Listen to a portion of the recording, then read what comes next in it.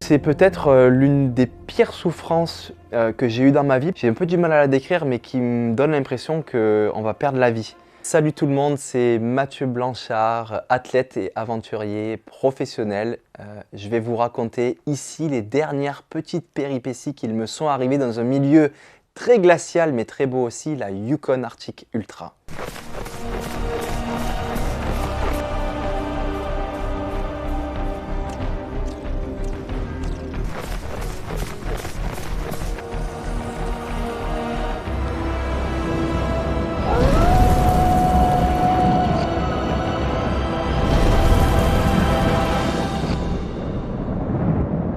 Yukon, c'est une région au nord-ouest du Canada, donc il y a l'océan Arctique au-dessus et l'Alaska à gauche, donc c'est frontalier.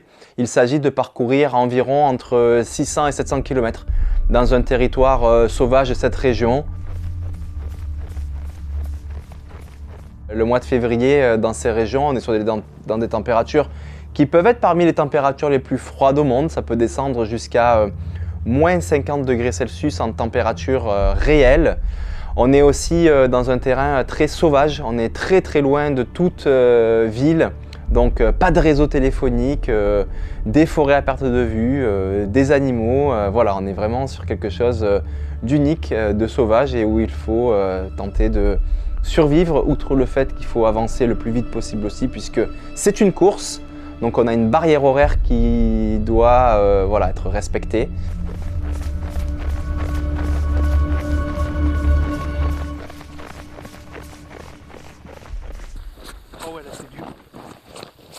On est sur un événement qui est très underground, qui est très rustique. J'ai l'habitude de faire des courses d'ultra trail, puisque c'est mon métier, sur des événements qui sont assez prestigieux, mythiques, de grande envergure, médiatisés. Donc on va être 1000, 2000, 3000, 4000 avec beaucoup de monde. Voilà, une vraie course sportive. Là, on est vraiment tout seul. Il n'y a personne. Une vieille arche au-dessus de nous. On est à peine 40. Trier sur le volet, puisque pour pouvoir aller là, il y a quand même une petite sélection. On part vraiment dans l'inconnu, même si on essaye de se préparer au mieux, on ne sait jamais si on est prêt, on ne sait jamais si on a choisi le bon matériel, donc on se regarde, on s'observe, on regarde qu'est-ce qu'ils font les autres en termes de matériel, mais on regarde aussi les visages, parce que moi je dois avouer que j'avais vraiment peur. J'ai peur de mourir de froid, j'ai peur de perdre mes doigts d'engelure, j'ai peur de passer à travers la glace quand je traverse une rivière ou un lac, j'ai peur de me faire attaquer par un animal, j'ai peur de me blesser, donc il y a beaucoup de peur. Il fait moins 35 degrés Celsius, on est sur un lac et on est là pour ça, on est là pour l'aventure, on est là pour la pureté, on est là pour l'isolement.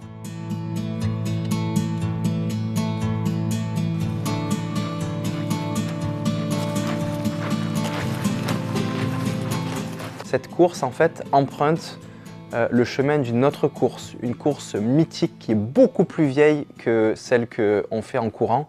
Il s'agit de la Yukon Quest, la quête du Yukon, qui est une course de chiens de traîneau, voilà, ancestrale.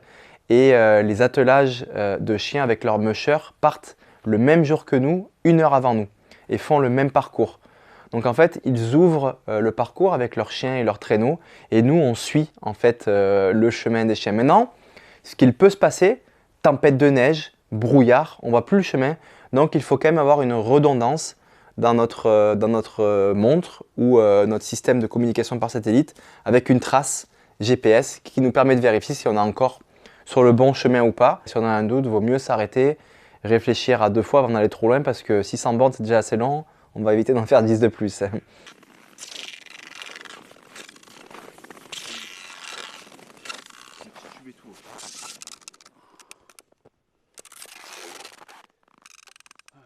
Les chiens de traîneau, il y avait beaucoup d'attelages. Ce sont des animaux qui sont odorants, qui font leurs besoins, les mushers leur donnent un petit peu à manger. Et étonnamment, ils attirent toutes les meutes de loups de la région. Et donc, ce qui se passe, c'est que les loups n'aiment pas marcher dans les traces de chiens de traîneau. Ils aiment plutôt marcher sur les côtés, dans la neige un petit peu plus molle.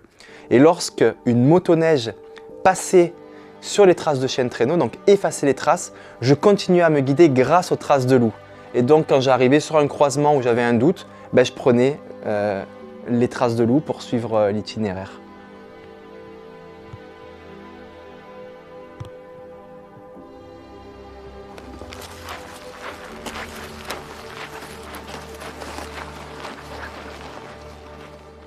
J'ai croisé pas mal d'animaux. Alors là-bas, la liste des animaux qu'on peut croiser, le loup, le grizzly, mais à une autre saison, parce que là c'est l'hiver et il dort, fort heureusement, parce que c'est celui qui peut être le plus dangereux. L'orignal, on croise beaucoup d'oiseaux aussi tout blancs. C'est cet animal-là qui m'a fait le plus flipper. C'est une genre de perdrix, comme une poule énorme, et en fait qui se pose dans la neige, qui se cache dans la neige, il n'y a que la tête qui sort. Il se met juste à côté du chemin sur lequel on passe et il décide de décoller au dernier moment quand on passe avec un vacarme énorme. Il nous passe à côté de la tête avec des plumes qui volent. Et ça, quand c'est la nuit, que ça fait des heures et des heures qu'on n'a entendu aucun bruit, que d'un coup on entend quelque chose qui part super fort en décollant à côté de nous, c'est ce qui m'a fait le plus peur. Pour dormir, j'avais beaucoup de stratégies différentes. La stratégie principale d'origine était de reproduire ce que font les navigateurs qui font des courses en solitaire comme le Vendée Globe, parce qu'eux doivent être aussi tout le temps en alerte sur les réglages et sur les obstacles qu'ils peuvent rencontrer en mer. Donc leur stratégie, c'est de dormir plusieurs siestes de 20 minutes par tranche de 24 heures. J'ai essayé de faire ça, mais ça n'a absolument pas fonctionné, parce qu'en fait, pour faire une sieste, je ne pouvais pas sortir tout mon système de couchage. 20 minutes, c'est quasiment le temps qu'il me fallait pour sortir le set de couchage. Donc je me couchais directement sur ma luge, mais en fait la température était tellement basse que ça me glaçait en fait en moins de 5 minutes. Et parfois l'hypothermie peut être une mort légère, puisqu'on s'endort sans vraiment souffrir et on ne se réveille jamais. Et sachant cela, quand on a froid, on a peur de s'endormir, on a comme une paranoïa extrême qui nous prend et qui nous empêche de dormir, de peur de ne pas se réveiller. Donc au final, le sommeil, je l'ai très mal géré. J'ai fait ce que j'ai pu, mais à refaire, je pense que j'essaierai de réfléchir différemment, d'avoir une stratégie plus adaptée.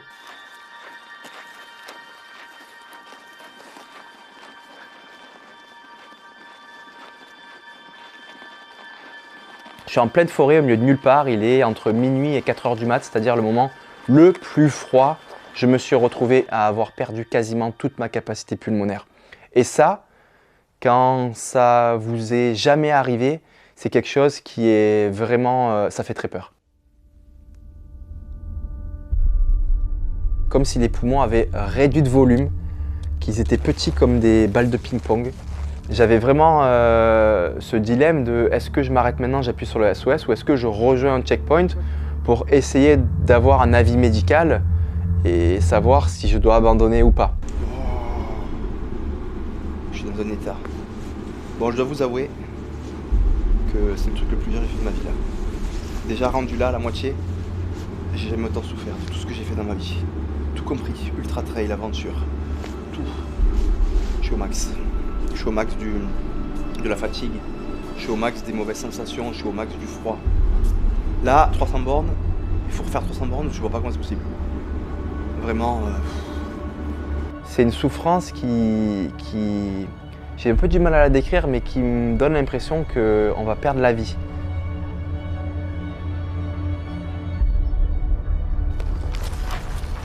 J'ai eu la sensation de me transformer en animal. Après, c'est vraiment imagé, c'est plus en termes de sensations. Il y a vraiment eu, j'ai senti une évolution entre la première partie de l'aventure et la deuxième, où je me sentais plus adapté au froid. J'ai appris à reconnaître mon environnement, j'étais capable de vraiment discerner chaque trace autour de moi, à quel animal elle appartenait, et plus que ça, qu'est-ce qu'il était en train de faire. Est-ce que c'était un loup qui était en train de traquer un caribou par rapport aux traces qui s'accélèrent, qui est en train de courir, des scènes un petit peu de combat? C'est vraiment quelque chose voilà, qui se développe avec la survie. C'est un instinct un petit peu qui finalement est en nous, parce que je ne me suis pas enfoncé un programme dans la tête où je ne l'ai pas appris théoriquement. Et j'ai même senti parfois des regains de force. C'est paradoxal parce que des moments où j'allais être très fatigué, tout d'un coup je me suis surpris à avoir une force musculaire décuplée qui était là en fait, mais que je n'arrivais pas à activer. Et ça, un animal est capable de le faire aussi, pour faire la dernière accélération pour attraper une proie, ou la proie pour fuir aussi.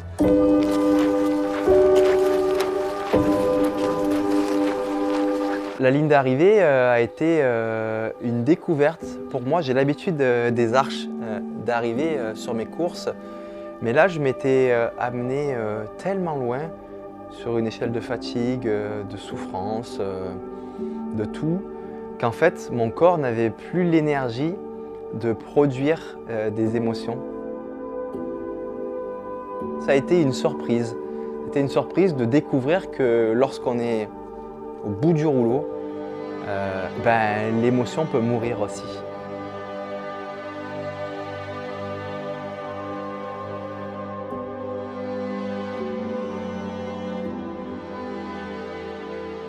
Il faut faire preuve d'un peu de folie sans être taré. Il y a une grosse différence. La folie, c'est accepter de se mettre sur des défis qui nous dépassent un petit peu, qui nous font complètement sortir de ce qu'on a l'habitude de faire, qui nous font perdre le contrôle aussi. On aime bien dans notre petit quotidien d'avoir le contrôle, surtout avec des petits appareils, de tout soit bien organisé dans le temps et cadré. Et c'est important dans la vie d'avoir un petit peu de folie pour vibrer, vivre des émotions folles et simplement kiffer, quoi.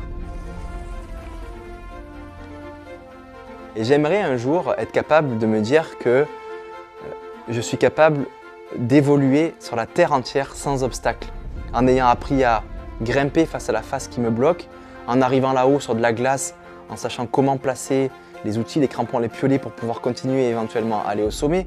Et si je décide un jour de redescendre en bas et d'arriver au bord de la mer, pourquoi pas être capable de descendre dans les grandes profondeurs en apnée. Et peut-être que si je veux aller sur une île à l'autre bout de la terre en étant sur un bateau, apprendre à naviguer. Donc tout ça, je les mets vraiment à la dimension du rêve parce que c'est des environnements qui sont... On ne les maîtrise pas comme ça du jour au lendemain, ils peuvent être dangereux, ils peuvent être extrêmes, ils peuvent être longs. Et c'est vraiment comme ça que je vois le futur, d'essayer de construire des projets autour de la découverte. La plus belle course du monde, le tour du monde en pratiquant tous les sports qui se font dans les milieux naturels, ça serait pas beau ça ?